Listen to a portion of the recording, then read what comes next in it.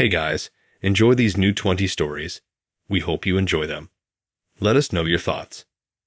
And as always, most of you listening aren't subscribed, so please smash that subscribe button and hit that like button too. It's free and does so much for us. We're forever grateful. Now to the stories.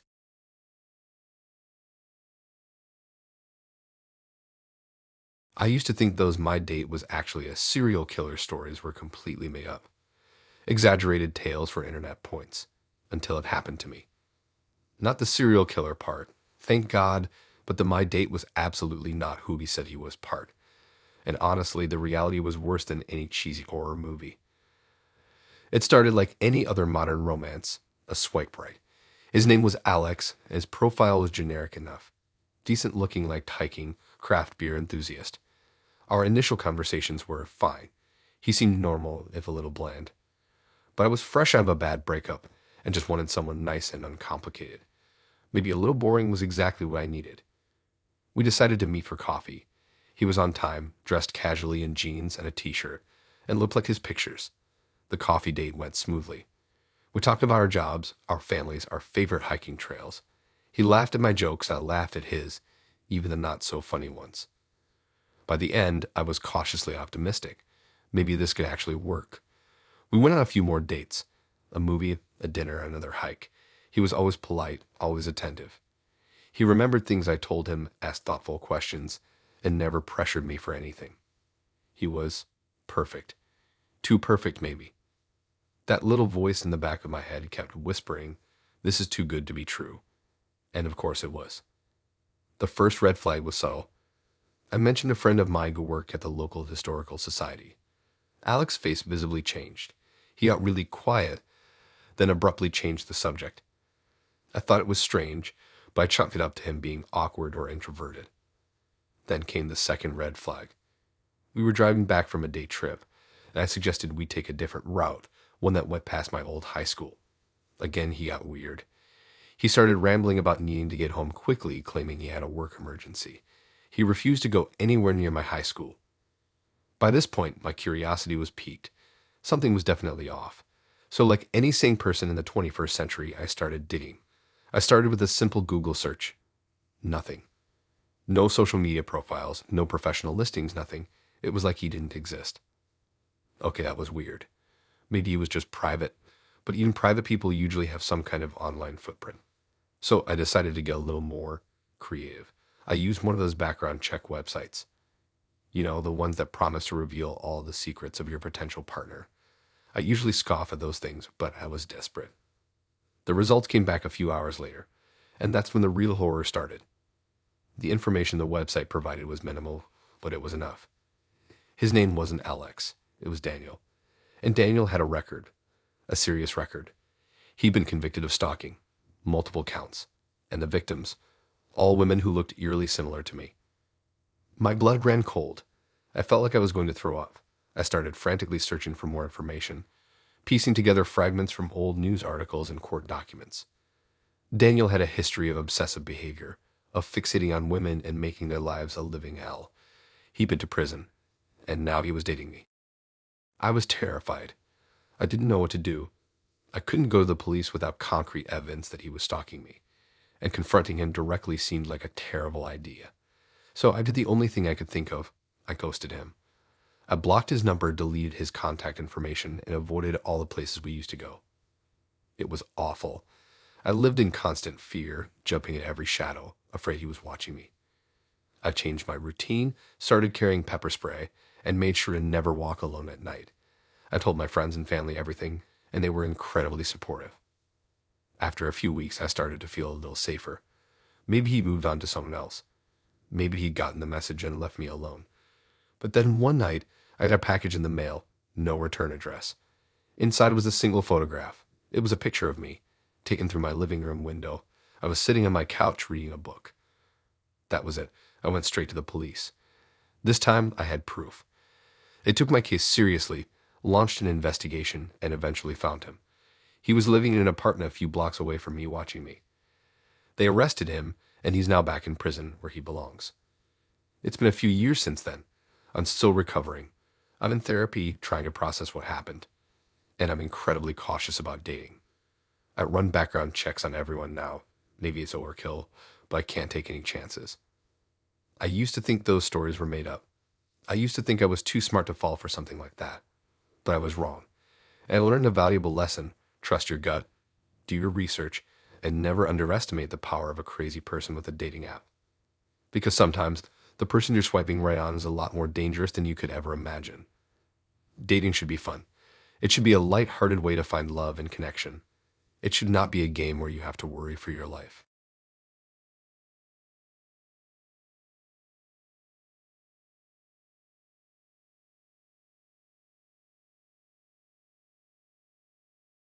It started like any other modern romance: a dating app profile, a few witty messages, then a coffee date. He was handsome in a generic sort of way, strong jawline, kind eyes, a little too polished. His name was David, and he was an accountant. Reliable, stable, everything my mom always wanted from me. I was in my late 20s, tired of the endless cycle of bad dates and fleeting connections, so David seemed like a breath of fresh air. Our first few dates were textbook perfect. Dinner at that new Italian place, a movie, a walk in the park. He opened doors, paid the bill, and actually listened when I talked. He even remembered little details about my life, like my cat's name and my favorite flavor of ice cream. I started to let myself believe that maybe, just maybe, I finally found someone decent. Then came the weekend trip. He suggested it casually, like a spontaneous adventure. A cozy cabin in the woods just a couple hours away. I hesitated at first. It felt a little fast, but he was so persuasive. He said he wanted to get to know me better, away from the distractions of the city. He promised romantic hikes, crackling fires, and deep conversations under the stars. And stupidly, I wanted that too. The drive up was uneventful. We chatted, listened to music, and stopped for gas station snacks. The cabin was exactly as he described: rustic, secluded, and charmingly cliché. He'd even stocked the fridge with all my favorite things. That first night was nice. We cooked dinner together, played board games, and cuddled by the fire. It felt safe, comfortable, almost like we'd been together for years. I started to relax, to let my guard down. Maybe this was it. Maybe this was the real deal. But things started to shift subtly the next day. It began with a hike. He insisted on taking a less traveled path, claiming it had a better view. The trail grew increasingly narrow and overgrown, the woods closing in around us. I started to feel uneasy, like we were being watched. When I suggested turning back, he brushed it off, saying we were almost there. He grew agitated, his voice taking on a sharper edge. It was the first time I'd seen him lose his cool, and it rattled me. We eventually reached the view, which was nothing more than a muddy clearing overlooking a tangle of trees. Disappointed, I turned to head back, but David stopped me. "Let's stay here for a while," he said, his voice strangely flat. I looked at him, really looked at him, and something felt off. His eyes were different, colder, devoid of the kindness I'd seen before. He seemed distant, detached. That's when he started talking about control. He didn't say it directly at first, but the theme emerged gradually. He talked about how important it was to have structure, to maintain order, to eliminate chaos. He talked about how people were inherently selfish and needed to be guided, controlled for their own good.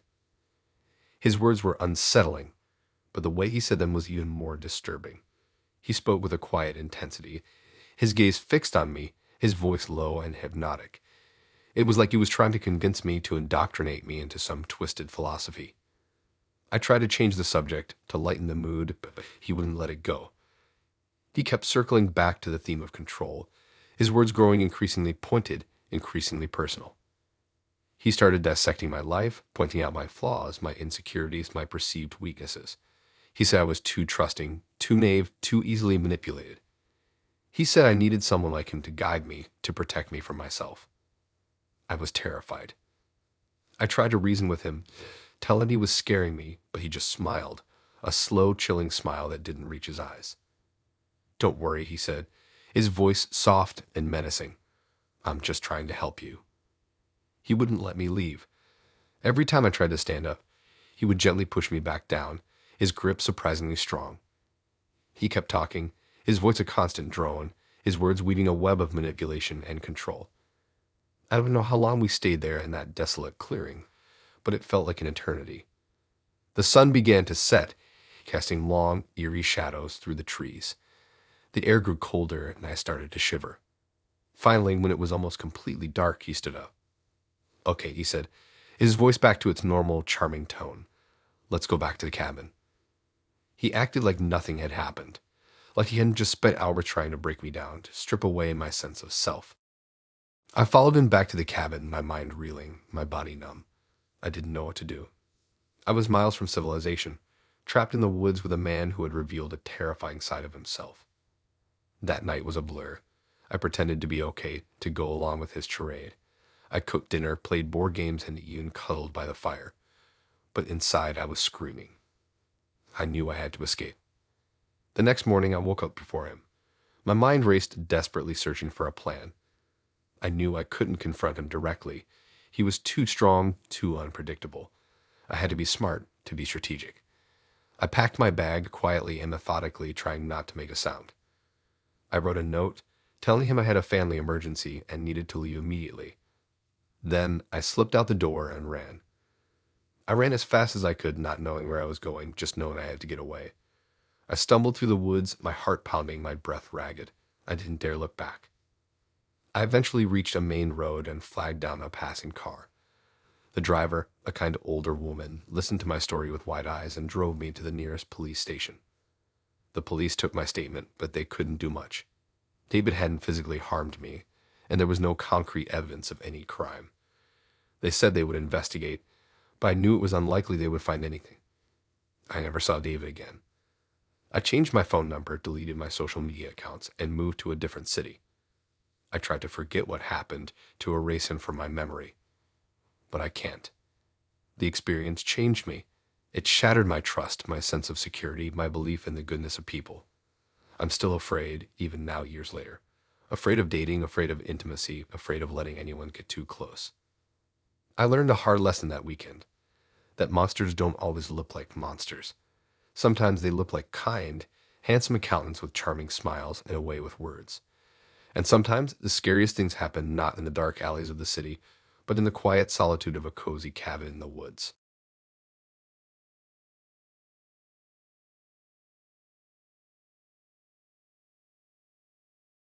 I should have trusted my instincts when he told me he collected dolls. Not just any dolls, mind you. Antique porcelain dolls. Dolls with vacant, staring eyes that seemed to follow you around the room. I know it sounds like something out of a movie, but at the time I was trying to be open-minded. To not judge a book by its cover, or, in this case, a man by his creepy doll collection. I met Ethan on a hiking trail. He was handsome in a brooding, artistic kind of way. Dark hair, intense eyes, a smattering of freckles across his nose. He was carrying a sketchbook and seemed genuinely interested in my opinions on the local flora. We talked for hours, and I found myself drawn to his quiet intelligence and his slightly offbeat sense of humor. He was a photographer, he told me, specializing in portraits of, you guessed it, dolls. Red flag number one, maybe. But I was intrigued. I'd been dating a string of guys who were all the same. Gym-obsessed, career-driven, and utterly boring. Ethan was different. He was interesting. He asked me out for dinner the following week. We went to a small Italian restaurant downtown. The conversation flowed easily, and I found myself laughing more than I had in months. He was charming, attentive, and seemed genuinely interested in getting to know me. He even managed to downplay the whole doll thing, explaining it as a passion project, an exploration of beauty and nostalgia. By the end of the night, I was smitten. I agreed to go back to his place for coffee. That's when I saw them. His apartment was small and dimly lit, filled with antique furniture and odd curiosities. But the dolls were everywhere. Lining shelves, perched on chairs, staring down from the mantelpiece. They were all porcelain, their faces cracked and faded, their eyes like black holes sucking the light. There must have been hundreds of them. He saw a look on my face and chuckled nervously. "Yeah, I know it's a bit much," he said, gesturing around the room. "But they're my muses, my inspiration." I tried to smile, but my stomach was churning. The dolls were unnerving, to say the least, but I told myself to relax, to not be so judgmental. He was a nice guy, and everyone has their quirks, right? We sat on the couch, and he made coffee. As we talked, I couldn't shake the feeling that the dolls were watching me. Their eyes seemed to follow my every move. I kept catching glimpses of them in my peripheral vision, their blank faces both unsettling and accusatory. After an hour or so, I decided it was time to leave. I thanked him for the coffee and started towards the door. He walked me out, and as I was saying goodbye, he leaned in and kissed me. It was a nice kiss, soft and lingering. But as he pulled away, I'd noticed something out of the corner of my eye. One of the dolls, a particularly large one with a cracked face and tattered dress, had fallen off the shelf. It was lying on the floor, its porcelain head staring directly at me. Ethan didn't seem to notice. He just smiled and said, "I'll call you." I mumbled a goodbye and practically ran out of the apartment. I didn't sleep well that night. I kept having nightmares about the dolls, their vacant eyes, their cracked faces. I woke up in a cold sweat, convinced that they were in my room watching me. The next day, Ethan called. He wanted to know if I was free for dinner again. I hesitated. I really liked him, but the dolls, I just couldn't shake the feeling that something was off. I made an excuse, telling him I was busy with work. He seemed disappointed, but said he understood. He called again the next day and the day after that. Each time I made up an excuse. I was starting to feel guilty, but I just couldn't bring myself to go back to his apartment. After a week of dodging his calls, I decided to be honest with him. I told him that I liked him, but I was uncomfortable with his doll collection. I said it made me feel uneasy, and I didn't think we were a good match. He was silent for a moment, and then he started to laugh. It wasn't a friendly laugh, but a high-pitched, almost hysterical giggle. "You don't like my dolls," he said, his voice dripping with sarcasm. "They don't like you either." I hung up the phone, my heart pounding in my chest. I felt a chill run down my spine, a sense of dread that I couldn't explain.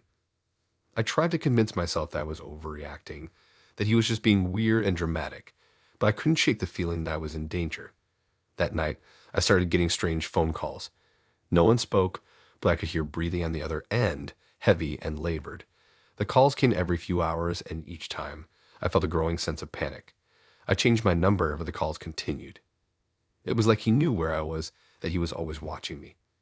One evening, I came home from work and found my apartment door slightly ajar. I cautiously pushed it open and stepped inside. The air was cold and still. Everything seemed normal, but I couldn't shake the feeling that something was wrong. I walked through the apartment, checking every room, and then I saw it. On my bed, lying in the center of the sheets, was a porcelain doll. It was one of Ethan's dolls, the large one with the cracked face and the tattered dress. Its eyes were staring directly at me, its mouth twisted into a grotesque smile. I screamed and ran out of the apartment. I didn't stop running until I reached the police station. I told them everything about Ethan, the dolls, the phone calls, the doll in my bed. They took my statement, but they seemed skeptical. They said they would investigate, but they couldn't guarantee anything. I didn't feel safe in my apartment anymore. I packed a bag and went to stay with a friend. I didn't hear from Ethan again, but I never forgot about him or the dolls. I still have nightmares sometimes of their vacant eyes, their cracked faces. I've learned a valuable lesson from that experience. Trust your instincts. If something feels wrong, it probably is. And never ever date a man who collects creepy dolls.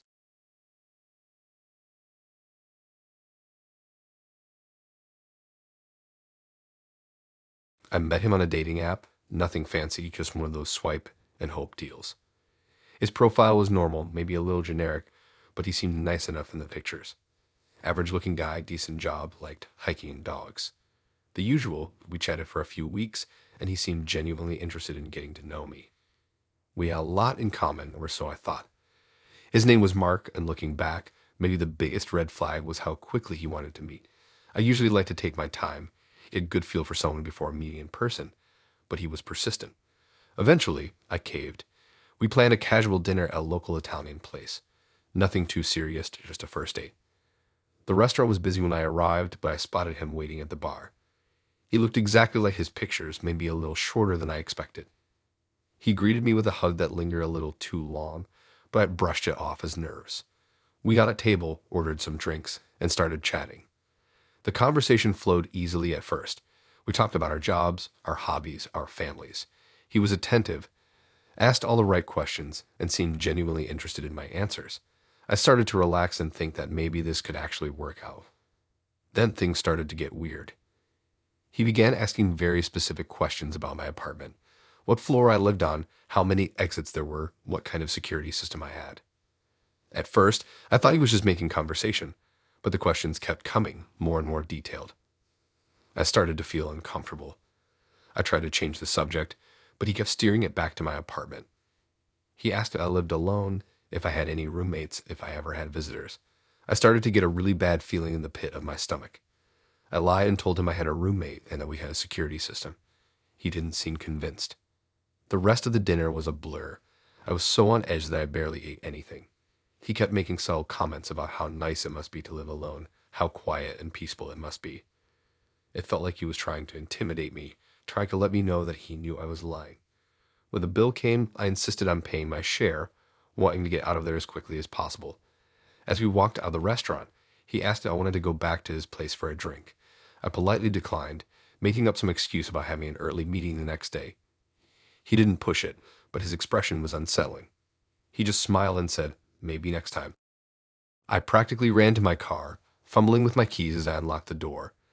I drove home as fast as I could, constantly checking my rearview mirror to make sure he wasn't following me. When I finally got to my apartment, I bolted the door and locked all windows. I didn't sleep a wink that night.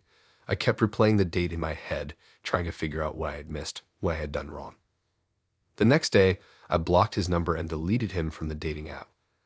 I thought that would be the end of it, but I was wrong. A few days later, I started getting weird phone calls. No one would speak, just heavy breathing on the other end. I ignored them at first, assuming it was just a wrong number, but they kept coming several times a day, always at odd hours. Then I started noticing things out of place in my apartment. A book that had been moved, a picture frame slightly askew. I convinced myself I was just being paranoid, that I was imagining things, but the feeling of being watched wouldn't go away. One evening, I came home from work to find my apartment door slightly ajar. My heart leaped into my throat. I slowly pushed the door open and stepped inside. The apartment was silent, but I could feel that someone had been there. I called the police, but they didn't find any signs of forced entry. They took a report, but they didn't seem to take me seriously. They suggested I might have just forgotten to close the door properly. I knew it was him. I knew Mark had been in my apartment. I spent the next few weeks living in a state of constant fear. I installed security cameras, changed the locks, and started carrying pepper spray everywhere I went. I was terrified of being alone, so I stayed at my friend's place as much as possible. I reported him to the police again, but they said they couldn't do anything without more evidence. Then one night, I woke up to a noise in my apartment. I grabbed the pepper spray from my nightstand and slowly crept out of my bedroom. I could hear someone moving around in the living room. I took a deep breath and flicked on the light. Mark was standing there in the middle of my living room, holding a knife. I screamed and sprayed him with the pepper spray. He screamed too, clutching his face. I ran out of the apartment and into the hallway yelling for help. Neighbors came running out of their apartments, and someone called the police. Mark was arrested and charged with trespassing and assault. He claimed he had just wanted to talk to me, that he hadn't meant to scare me. But I knew the truth. He was obsessed with me, and he had been planning to hurt me. He eventually pleaded guilty and was sentenced to a few years in prison. I moved to a different city and tried to put the whole experience behind me. But to this day, I still get chills thinking about it. I still have nightmares about him breaking into my apartment. I'm much more careful about who I meet online now, and I always trust my gut instincts. Dating apps can be dangerous, and you never really know who's on the other side of the screen. It's a true horror that changed my life.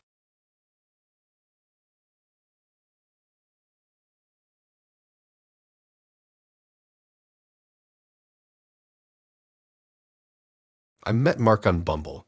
He was a writer, liked hiking, and his photos showed him volunteering at an animal shelter. Seemed like a solid, kind dude. I was cautiously optimistic. My dating life up until that point had been a string of disappointments. Guys who lie about their hike, guys who only talked about themselves, one guy who actually brought his mom on our date. Mark seemed different. Our first date was at a small coffee shop. He was even more attractive in person, and we talked for hours about everything from our favorite books to our most embarrassing childhood moments. He was a great listener, genuinely interested in what I had to say. We laughed a lot. It felt easy, like I'd known him forever. We saw each other a couple of times a week after that. Dinners, movies, walks in the park. He was always a gentleman, opening doors, paying the bill, even though I insisted on splitting it, and making sure I got home safe. He was communicative, texting me good morning and good night. He even sent me flowers for no reason. I was falling hard. Then things started to get a little off. Subtle at first, almost unnoticeable. It started with the questions. They became more frequent, more specific. Not just how was your day, but who did you talk to today? And what did you talk about? I brushed it off as him being interested in my life, but it started to feel more like an interrogation. He also started showing up at places I hadn't told him I'd be. Once I was having lunch with a girlfriend at a restaurant across town, and he just happened to be there, sitting at a table alone. He said he'd been meaning to try the place and thought he recognized me. Another time, I was at a bookstore, browsing the fiction section, and he popped up out of nowhere, claiming he was looking for a gift for his niece. It felt staged. I tried to talk to him about it, to tell him I needed a little more space, but he'd get this hurt look on his face and say he just cared about me and wanted to be a part of my life. He'd apologize profusely and promise to do better, and I'd end up feeling guilty for even bringing it up. The real turning point was when he started commenting on things I'd only mentioned in passing, things I was sure I hadn't told him directly, like the name of my childhood pet or the street I used to live on. It was like he was piecing together my life from fragments he collected somewhere else. One evening, I was at my apartment, getting ready for a night out with my friends. I hadn't told Mark about it because I knew he'd try to come along. I was putting on my makeup when I heard a knock on the door. It was Mark. "What are you doing here?" I asked, trying to keep my voice calm. "I just wanted to see you," he said, smiling sweetly. "I was thinking about you all day." "I'm going out with my friends," I said, hoping he'd get the hint. "Oh," he said, his smile fading slightly. "Where are you going?" I hesitated. I didn't want to tell him, but I also didn't want to start a fight. "Just to a bar downtown," I said vaguely. "Which bar?" he pressed. "It doesn't matter, Mark," I said, starting to get annoyed. "I'm going out with my friends. I'll see you later." I tried to close the door, but he put his hand on it, stopping me. "I just want to make sure you're safe," he said, his voice low. "I'm perfectly safe," I said, pulling the door closed. "Goodbye, Mark." I locked the door and leaned against it, breathing heavily. I was starting to get really scared. I went out with my friends, but I couldn't relax. I kept looking over my shoulder, expecting to see Mark lurking in the shadows. I told my friends what had been going on, and they were just as freaked out as I was. They urged me to break up with him immediately. When I got home that night, I found a note taped to my door. It was handwritten in Mark's familiar scrawl. "I know where you were," it said. "I saw you laughing with your friends. I was so close, but you didn't see me. I'm always watching over you, my love." I ripped the note off the door and ran inside, locking all the doors and windows. I called the police, but they said there wasn't much they could do since he hadn't technically done anything illegal. They advised me to get a restraining order. The next few weeks were a nightmare. I changed my phone number, blocked him on all social media, and got a restraining order. I installed security cameras and motion sensors around my apartment. I was constantly on edge, terrified that he'd show up again. One night, I woke up to a strange noise coming from outside my window. I peeked through the blinds and saw Mark standing on the sidewalk, staring up at my apartment. He was holding a bouquet of flowers. I screamed and ran to the phone, calling the police. By the time they arrived, he was gone. I moved out of my apartment a few days later. I didn't tell anyone where I was going, not even my friends. I wanted to disappear completely to start over somewhere new. It's been a few years since then, and I haven't seen or heard from Mark since. But I still have nightmares about him. I still check my locks multiple times a night. I still jump at every unexpected sound. I'm still single. The thought of going on another date terrifies me. I'm afraid of meeting someone like Mark again. Someone who seems perfect at first, but is actually hiding something dark and dangerous. I believe that some people are just broken and some people are unable to love. I'm still terrified today.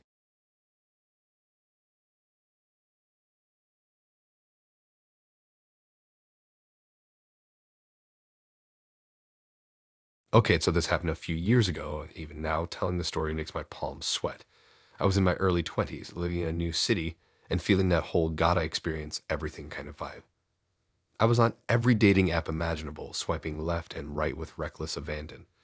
It was fun for a while, meeting new people, going on awkward dates, having the occasional good one. But then I met Ethan. He wasn't someone I would normally go for, honestly. He wasn't conventionally attractive, a bit lanky with kind of intense eyes. But his profile was witty and we seemed to have a lot in common. We chatted for a few days before deciding to meet up. He suggested a small independent bookstore cafe, which I thought was a cool, quirky choice. I like to see if the person I'm meeting has good choices. The date started out great. Ethan was funny, intelligent, and seemed genuinely interested in getting to know me. We talked about books, movies, music, our families, the usual first date stuff. There was something about him that was just captivating. He was a good listener, and he had this way of making me feel like I was the only person in the room. I found myself getting lost in our conversation, completely forgetting that we were surrounded by other people. But as the evening progressed, things started to get a little off. He began asking me very personal questions, things I wouldn't normally share with someone I just met. He wanted to know about my childhood traumas, my deepest fears, my biggest regrets. I found myself answering him, even though I felt a little uncomfortable doing so. He had a strange way of phrasing his questions. Then he started talking about his past. He told me about a difficult childhood, a series of failed relationships, and a deep-seated feeling of loneliness. I felt a pain of sympathy for him, and I found myself wanting to comfort him, to make him feel better. He was not a catch. But then things took a turn for the worse. He started talking about his ex-girlfriend, Sarah. He said they had been deeply in love, but that she had betrayed him, had broken his heart. His voice was low and menacing, and his eyes were filled with a burning rage. She ruined my life, he said, his voice barely above a whisper. She made me feel like I was nothing. I tried to change the subject, but he wouldn't let it go. He kept talking about Sarah, his voice growing increasingly agitated. He said he had been obsessed with her, that he couldn't live without her. I began to feel really uneasy. There was something unhinged about him, something unsettling. Suddenly, he reached across the table and grabbed my hand.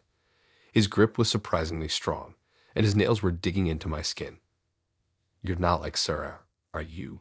he asked, his eyes boring into mine. "You wouldn't hurt me like she did, would you?" I tried to pull my hand away, but he wouldn't let go. I was starting to panic. The red flags were all being shown to me. I had to think fast. "Of course not, Ethan," I said, trying to keep my voice steady. "I would never do anything to hurt you." He stared at me for a long moment, his eyes searching my face. Then slowly, he released my hand. I instantly pulled it back, rubbing my wrist where he'd been gripping it so tightly. He smiled, but it was a strange, unsettling smile. "Good," he said. "I knew I could trust you." The rest of the date was incredibly awkward. I just wanted to get out of there as soon as possible. I made up some excuse about having an early morning and said I had to go. He walked me to my car, and I could feel his eyes on me the entire time. As I drove home, I couldn't shake the feeling that I had just dodged a bullet. I replayed the evening in my head, trying to make sense of what had happened. I realized that Ethan wasn't just quirky or intense. He was genuinely disturbed. I blocked him on all social media platforms and deleted his number from my phone. I didn't want anything to do with him ever again. But that wasn't the end of it. A few weeks later, I started noticing things. Small things at first. A car that looked like Ethan's parked down the street from my apartment. Someone standing in the shadows across the street while I was walking my dog. At the same time as these occurrences, I was going on other dates, and I never told them. I tried to convince myself that it was just my imagination, that I was being paranoid, but the feeling of being watched persisted. Then, one night, I came home to find my apartment door slightly ajar. I froze, my heart pounding in my chest. I cautiously pushed the door open and stepped inside. The apartment was dark and silent. I flicked on the light, and that's when I saw it. On my living room wall, scrawled in red lipstick, were the words, "You can't hide from me." I screamed and ran out of the apartment, calling the police from my cell phone. They came and took a report, but there was nothing they could do. No forced entry, no witnesses. They told me to be careful and to call them if anything else happened. I didn't feel safe in my apartment anymore. I stayed with a friend for a few weeks, but I knew I couldn't live like that forever. I eventually moved to a different city, changed my phone number, and tried to put the whole experience behind me. But even now, years later, I still get chills thinking about Ethan. I often wonder what happened to him, and if he ever found Sarah. I also wonder if he is still looking for me. I'm much more cautious about who I meet online these days. I do extensive background checks, and I always meet in public places for the first few dates. I refuse to be a victim again. Dating can be fun and exciting, but it can also be dangerous. You never really know who you're meeting, and it's important to be aware of the red flags and to trust your instincts. If something feels wrong, it probably is.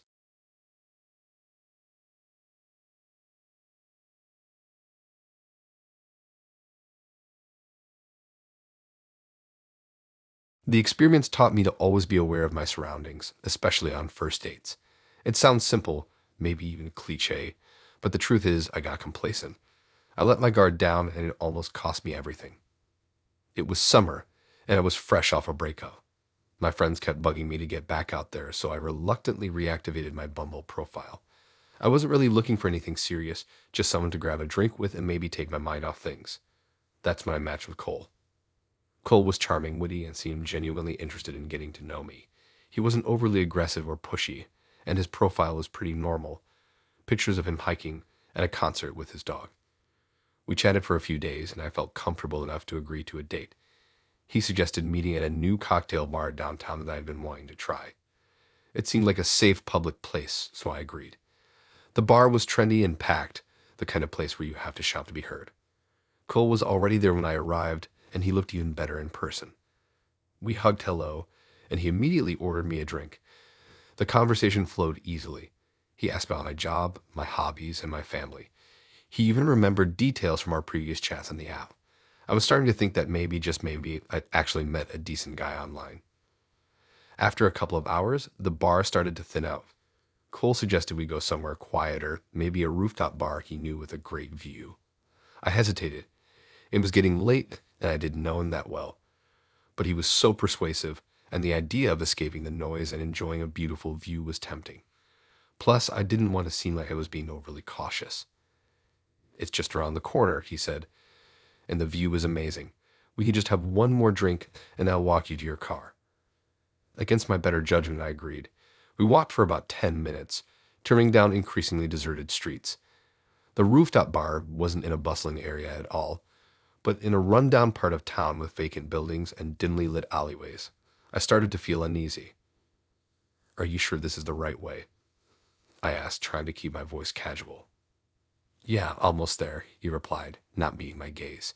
He seemed to be walking faster, and I had to quicken my pace to keep up. We finally stopped in front of a nondescript building with a metal door. There were no signs, no lights, nothing to indicate that it was a bar. "Here we are," Cole said, pulling out a set of keys. My heart sank. This wasn't a bar. This was something else entirely. I don't think so," I stammered, backing away. "I'm actually really tired. I should probably just head home." His expression changed. The charming smile vanished, replaced by a cold, unsettling stare. "Come on," he said, his voice now hard and demanding. "Don't be like that. I thought we were having a good time." I knew in that moment that I was in danger. I had let my guard down, trusted someone I barely knew, and now I was in a vulnerable position. I tried to stay calm, but my mind was racing. I needed to get out of there fast. "I really have to go," I said, turning to walk away. He grabbed my arm, his grip surprisingly strong. "I'm not letting you leave," he said, his voice low and menacing. Panic surged through me. I yanked my arm away, but he grabbed it again, tighter this time. I screamed. Luckily, someone heard me. A man walking his dog across the street stopped and stared. Cole immediately released my arm and stepped back, his demeanor changing again. "Relax, it's okay," he said, his voice smooth and innocent. "We were just having a disagreement." The man with the dog didn't look convinced. "Is everything all right?" he asked, his voice cautious.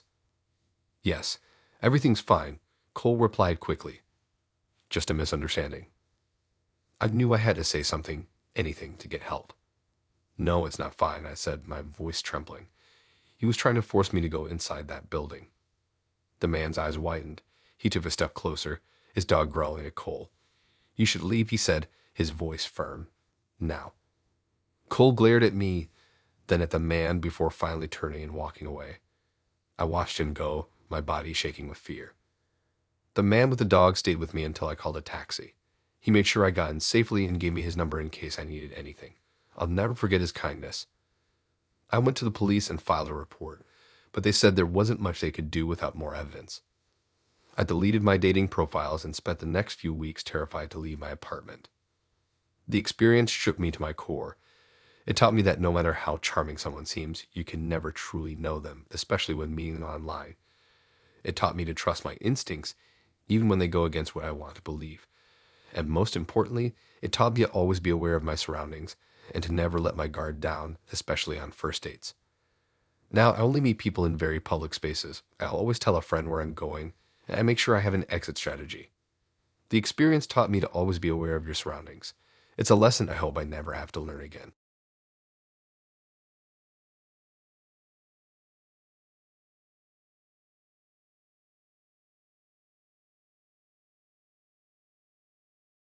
Okay, so this is tough to write down, even now, years later. I still get the chills thinking about it. It messed me up, plain and simple. I was in my early 20s, fresh out of a bad breakup, and my friends convinced me to try online dating. I was hesitant, but they swore it was the way to meet people these days. So reluctantly, I made a profile on OkCupid. I matched with a guy named Daniel. He seemed normal. That's the thing that gets me, how utterly, deceptively normal he seemed. His profile was generic, liked hiking, movies, craft beer, the usual stuff. His pictures were decent, nothing outstanding, but not catfish either. We messaged back and forth for a few weeks. He was polite, funny, and asked thoughtful questions. I was actually starting to get a little excited. We decided to meet for coffee. He suggested this cute little cafe downtown, one I'd been to before. When I saw him waiting outside, he looked exactly like his pictures. He was wearing jeans, a t-shirt, and a flannel, total hipster cliche, but I was into it.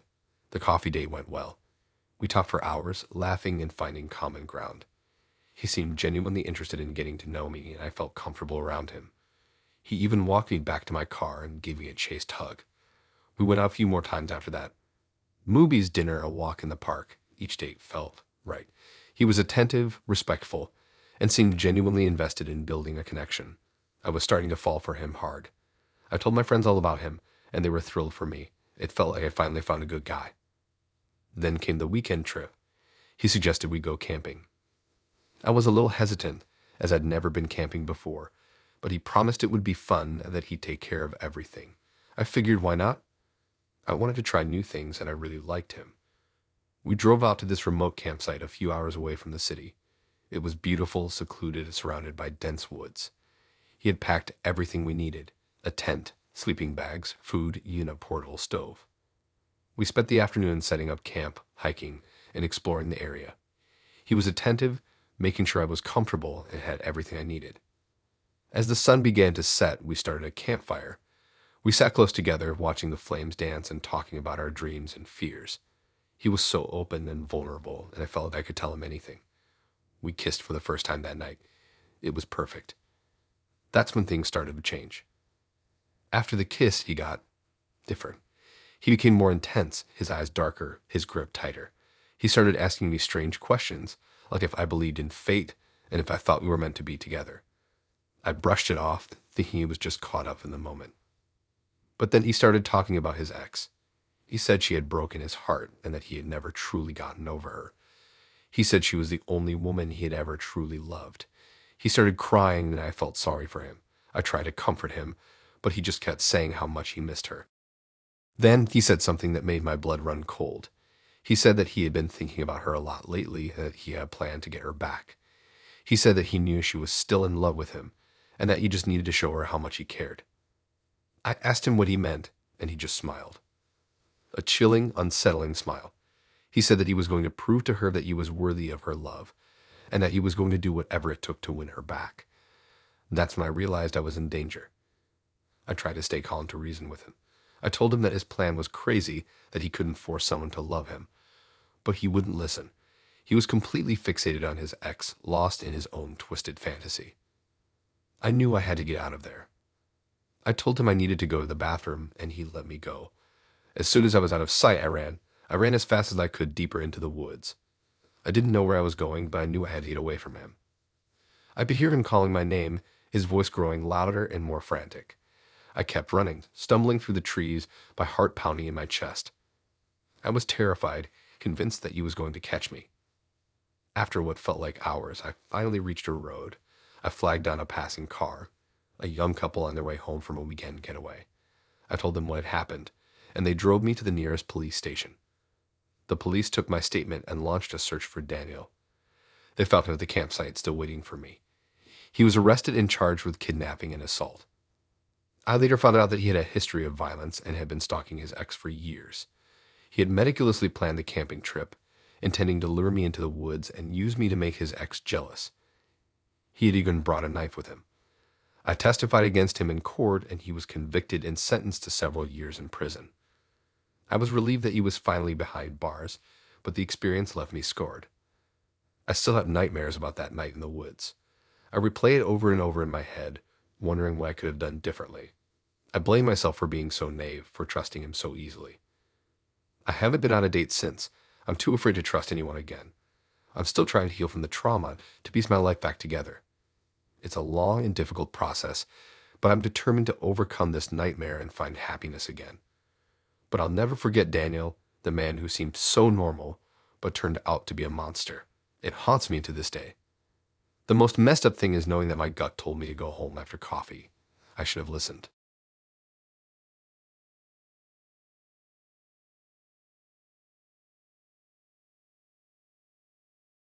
I wish someone had warned me about the profile pictures. Not in the obvious be wary of catfishes kind of way, but in the what seems innocuous can actually be a carefully constructed warning kind of way. I was in my late 20s, recently divorced, and diving headfirst into the online dating pool. I was excited, a little nervous, but mostly just ready to meet someone new. After years of lukewarm dinners and predictable weekends, the idea of exciting first dates and maybe, just maybe, finding something real felt exhilarating. I matched with Mark on a pretty standard dating app. He was handsome, in that rugged outdoorsy way that seems to be perpetually trending. His profile featured pictures of him hiking in Yosemite, rock climbing somewhere in Utah, and volunteering at an animal shelter. He seemed genuine, adventurous, and kind, exactly the kind of person I was looking for. We'd message back and forth for a week or so, and the conversations were easy, funny, and surprisingly insightful. He seemed genuinely interested in getting to know me, asking thoughtful questions about my work, my hobbies, and my dreams for the future. We had a lot in common, or so it seemed. We both loved hiking, indie movies, and dark humor. He even quoted one of my favorite poets. I was hooked. We decided to meet for coffee at a local cafe. He was even more attractive in person than in his pictures. He had a warm smile, kind eyes, and a confident, easygoing demeanor. The date went perfectly. We talked for hours, laughing and sharing stories. It felt comfortable, natural, and exciting all at once. At the end of the night, he walked me to my car and kissed me goodnight. It was the kind of kiss that makes your stomach flip and your heart race. We went on several more dates over the next few weeks. Each one was better than the last. We went hiking, saw a movie, and he even cooked dinner at his apartment one night. He was charming, attentive, and seemed genuinely smitten with me. I was falling hard and fast. Then things started to get weird. Subtle at first, almost unnoticeable. Little comments here and there that made me pause. He started asking about my ex-husband, not in a casual, curious way, but in a probing, almost obsessive way. He wanted to know every detail of our relationship, from how we met to why we divorced. He seemed particularly interested in the reasons for our breakup and whether I still had any feelings for him. I tried to brush it off, telling myself he was just curious, maybe a little insecure. But his questions kept coming more frequent and more intense. He started showing up unannounced at my apartment, claiming he was just in the neighborhood and wanted to say hi. He would text me constantly throughout the day, even when I was at work, demanding to know what I was doing and who I was with. One evening, we were at a bar with some of my friends. I hadn't told him they were coming. He barely spoke to any of them, opting to sit silently beside me, staring intently at anyone who dared to approach. When we left, he accused me of flirting with one of my male friends and demanded to know if I was still interested in him. I tried to explain that he was just a friend, that I wasn't interested in anyone else, but he wouldn't listen.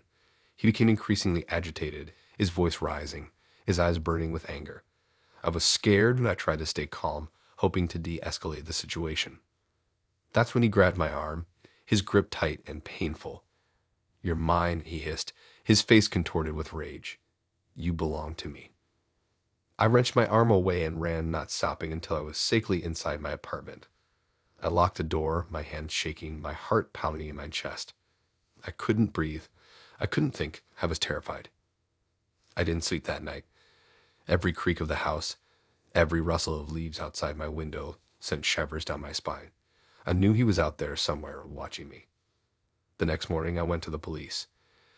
They took my statement, but they couldn't do much without concrete evidence of crime. They advised me to get a restraining order, which I did immediately. For weeks, I lived in fear. I changed my phone number, installed security cameras, and avoided going out alone. I was constantly looking over my shoulder, wondering if he was watching me. Then one day, I decided to do some digging. I went back to his dating profile and looked at his pictures again, this time with a more critical eye. I noticed something I hadn't seen before. In the background of one of his hiking photos, there was a faint outline of a building, a distinctive architectural style that looked familiar. I did some research and discovered that the building was a psychiatric hospital located about an hour from where I lived. I Googled the hospital's name and found several articles about a patient who had escaped a few years earlier. The patient's name was Mark, and his description matched the man I had been dating. I dug deeper and found news articles, court records, and even police reports detailing his history of stalking, harassment, and violence against women.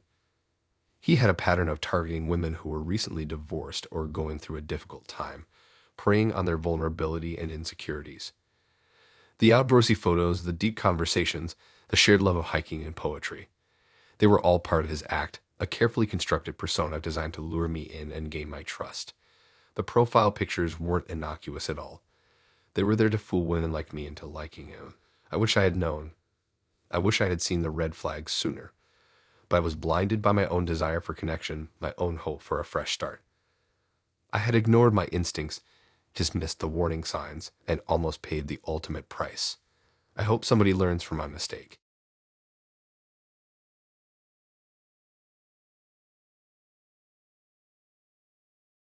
The moment I knew something was wrong was when he started calling me Lily, even though that wasn't my name. It was only our third date. We were at this cozy little Italian place, the kind with checkered tablecloths and dim lighting, and I was actually enjoying myself. Mark, or so I thought, was charming, funny, and seemed genuinely interested in what I had to say. We met on Hinge, and his profile was pretty normal. Some hiking pictures, a group shot with friends, a witty bio about his love for dogs and craft beer. Nothing that screamed serial killer or delusional weirdo. The conversation flowed easily, and we found common ground in our love for indie films and distaste for overly crowded bars. He even laughed at my admittedly terrible jokes, which is always a plus. Then, as we were finishing our pasta, he reached across the table, took my hand, and said, "You know, Lily, I feel like I've known you forever." I smiled, thinking it was just a sweet, if slightly cliché, thing to say. "I feel a connection too, Mark," I replied, squeezing his hand. "Lily," he repeated, his voice a little too intense, a little too insistent. "It's so good to see you again. It's been too long." That's when the tiny alarm bells started ringing in my head. "Mark," I said slowly, "my name is Sarah." He blinked, his brow furrowing slightly. "No, it's not," he said, a small smile playing on his lips. "It's Lily. Don't be silly." I laughed nervously, thinking he was joking. "Okay, very funny. You got me. But seriously, my name is Sarah." His smile faded and his grip on my hand tightened. "Lily," he said again, his voice now firm, almost scolding. "Why are you doing this? Don't you remember me?" I tried to pull my hand away, but his grip was surprisingly strong. "Mark, I don't know what you're talking about. I've never met you before Hinge." His eyes narrowed and he leaned in closer, his voice dropping to a near whisper. "Don't lie to me, Lily. I know it's you. You can't hide from me." Panic started to set in. I looked around the restaurant, hoping to catch the eye of a waiter, anyone who could help. But everyone seemed engrossed in their own conversations, oblivious to the unsettling scene unfolding at my table. "I think you have me confused with someone else," I said, trying to keep my voice steady. "I need to go." I finally managed to yank my hand away from his grasp and stood up. He stood up too, blocking my path. "Where do you think you're going, Lily?" he said, his voice now laced with anger. "We have so much to catch up on." "Get out of my way," I said, my voice trembling. He didn't move. "You can't leave, Lily. I've been waiting for you for so long." I knew I had to get out of there fast. I pushed past him, knocking his chair over in the process, and practically ran towards the exit. I could hear him yelling "Lily" behind me, but I didn't dare look back. I didn't stop running until I reached my car, fumbling with my keys as I tried to unlock the door. I jumped inside, locked the doors, and started the engine, my hands shaking so badly I could barely grip the steering wheel. As I pulled out of the parking lot, I saw him standing on the sidewalk, staring at me, his face a mask of rage and confusion. He was still yelling Lily, his voice echoing in the night air. I drove straight to my apartment, locked all the doors and windows, and huddled on my couch, shaking and crying. I tried to rationalize what had happened. Maybe he was mentally ill. Maybe he had mistaken me for someone he knew. But deep down, I knew it was more than that. There was something genuinely wrong with him, something unsettling and dangerous. The next day, I did some digging. I ran a reverse image search on his Hinge profile picture, and nothing came up. I tried searching his name on social media, but there were no results. It was like he didn't exist. That's when I decided to contact Hinge. I reported his profile, explaining what had happened. They thanked me for the information and said they would investigate. A few days later, I received an email from them saying that his profile had been removed for violating their terms of service. I thought that was the end of it, but I was wrong. A week later, I started receiving strange phone calls. The caller ID was always blocked, and when I answered, there was only silence on the other end. Then, I started noticing things out of place in my apartment. A book that had been moved, a curtain slightly askew. It was subtle, but enough to make me feel like I was being watched. I installed security cameras in my apartment and changed all the locks. I started carrying pepper spray and avoided going out alone at night. I was living in a constant state of fear, convinced that Mark, or whoever he was still out there watching me, waiting for me. I still don't know who he was or what he wanted, but I'll never forget the moment I knew something was wrong, the moment he called me Lily and shattered the illusion of a normal date, replacing it with a chilling premonition of something truly sinister. The worst thing is, my name is Lily, but it wasn't on my dating profile. It's my middle name.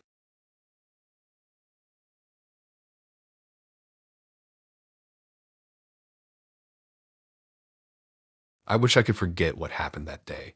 It wasn't gory or violent or anything that would make the evening news, but it was a gut-wrenching violation of trust, a slow burn realization that someone I thought I knew was a complete and utter stranger. I met Joe on a hiking group meetup.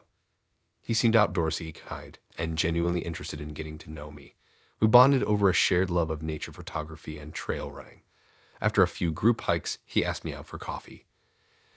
Things progressed from there. We started dating, and for the first few months, it felt like everything I'd been looking for. He was attentive, thoughtful, and we had a lot in common. He even remembered the small details, like my favorite type of tea or the author I mentioned liking in passing. It felt easy. Too easy, maybe. He worked as a freelance web developer, which meant he had a flexible schedule. This was great because we could go on spontaneous adventures during the week, exploring hidden waterfalls or driving out to see the sunset. He always seemed to have time for me, which, looking back, should have been a bigger red flag. Who actually has that much free time? Things started getting weird subtly. He began showing up at my apartment unexpectedly, just to say hi. I'm an introvert, and I value my alone time, but I brushed it off as him being affectionate. Then he started making comments about how I should get rid of my deadbolt and just trust him to always protect me. That made me uncomfortable. I told him I liked having the extra security, and he dropped it, but the seed of unease had been planted. The real turning point happened a few weeks later. I had a business trip to Chicago. I was excited, as it was a city I had always wanted to explore. I mentioned it to Joe, and he seemed genuinely happy for me. I was gone for 4 days.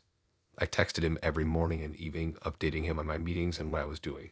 He always responded promptly, telling me how much he missed me and couldn't wait for me to come home. When I got back, I was exhausted. My flight landed late, and I just wanted to shower and collapse into bed. As I unlocked my apartment door, something felt off.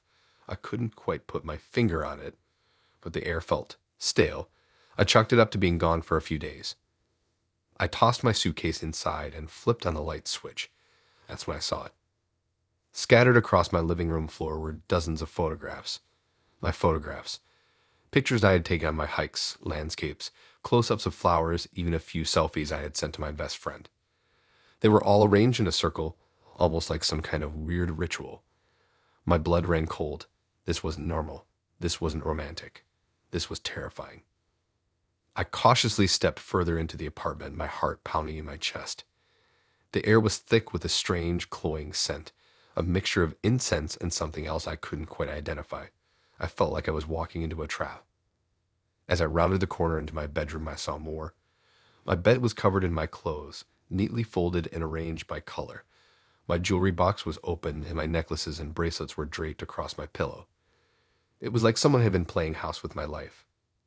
Then I noticed my laptop, sitting open on my desk.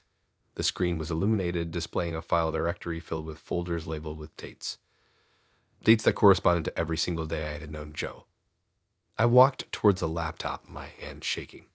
I clicked on the first folder and a new window opened, revealing a collection of documents. Word documents, text files, screenshots of my social media accounts, my emails, even my bank statements. He had been documenting everything.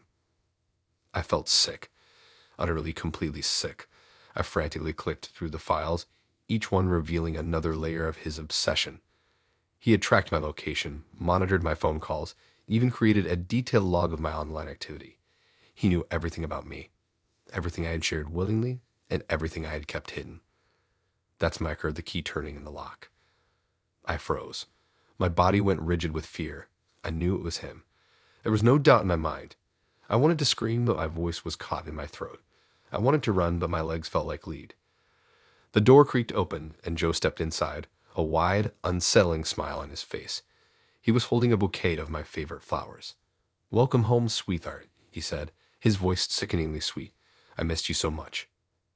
I didn't say a word. I just stared at him, my eyes filled with terror. He walked towards me, his smile never faltering. "I wanted to surprise you," he continued, oblivious to the horror on my face. "I wanted to show you how much I care. I wanted you to know that I'm always thinking of you." He reached out to touch my face, but I flinched away. The look on his face changed. The smile vanished, replaced by a cold, calculating expression. "What's wrong?" he asked, his voice hardening. "Don't you appreciate everything I've done for you?" I finally found my voice, a shaky whisper. You're crazy," I managed to say. His eyes narrowed. "Crazy. I'm not crazy. I'm just dedicated. I just want to protect you. I just want to keep you safe." He took another step closer, and I instinctively backed away. I knew I had to get out of there. I knew I was in danger. "Stay away from me," I said, my voice gaining strength. "I don't want to see you again." His face contorted with rage. "You don't mean that," he hissed. "You need me.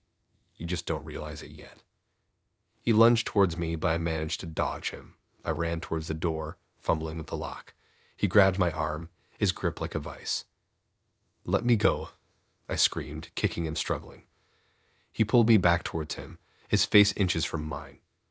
"You're mine," he whispered. "You'll always be mine." I screamed again, louder this time. I knew my neighbors could hear me. I had to keep fighting. Just then, the door burst open. My best friend stood in the doorway, her face a mask of fury. She had a can of pepper spray in her hand. "Get away from her," she shouted, and sprayed Joe directly in the face. He screamed in agony, releasing his grip on my arm. I ran to my best friend, and we both stumbled out of the apartment. We called the police, who arrived within minutes. They arrested Joe, and he was later charged with stalking and harassment. I got a restraining order, and I moved out of my apartment the next day.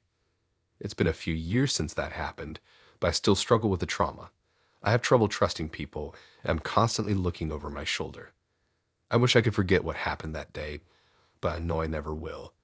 It's a constant reminder of how easily trust can be broken, and how important it is to be aware of the red flags. He seemed so perfect, so normal, but beneath the surface, he was a monster who almost destroyed my life.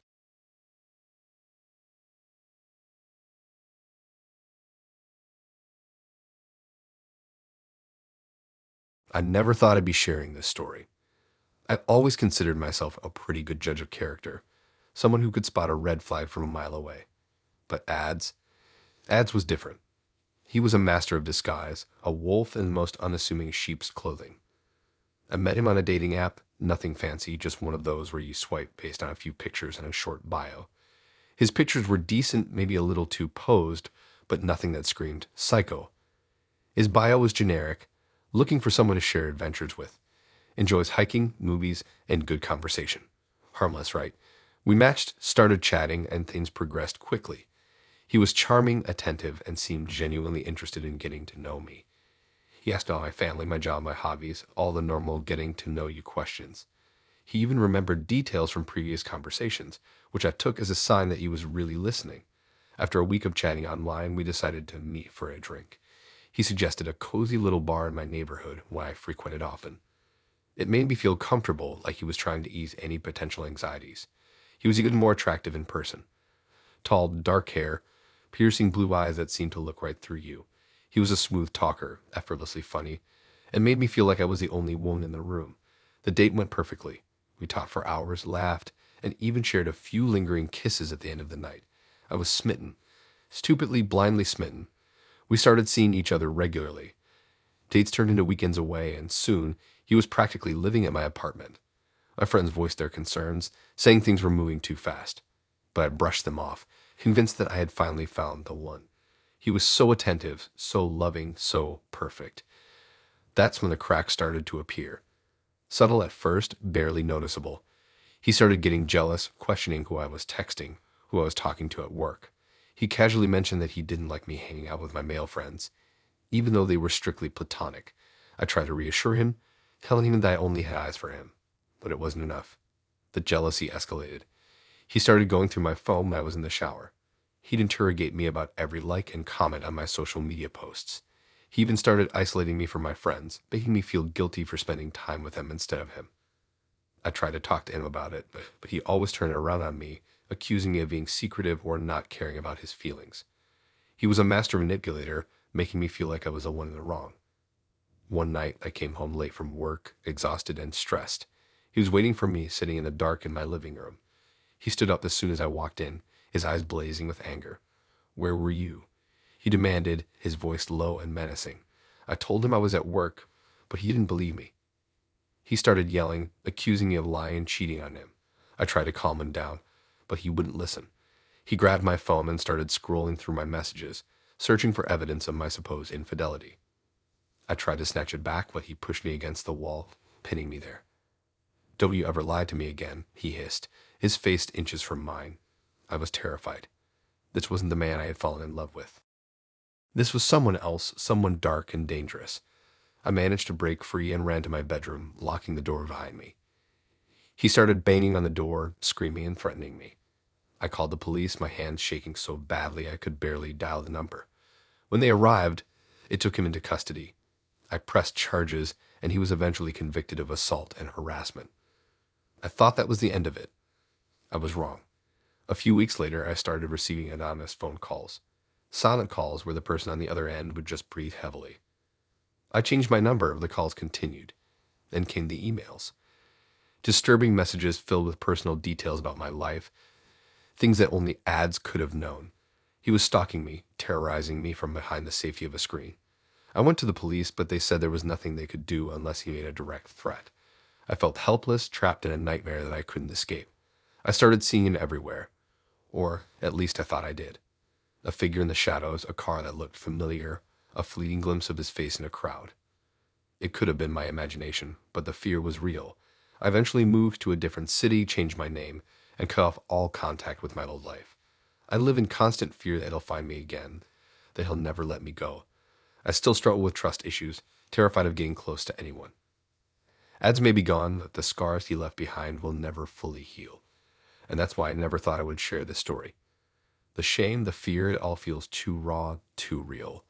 But maybe by sharing my experience, I can help someone else recognize the red flags and escape before it's too late. Because the truth is, monsters don't always look like monsters. Sometimes they look like the perfect man, the one you thought you could trust with your life. And that's the scariest thing of all.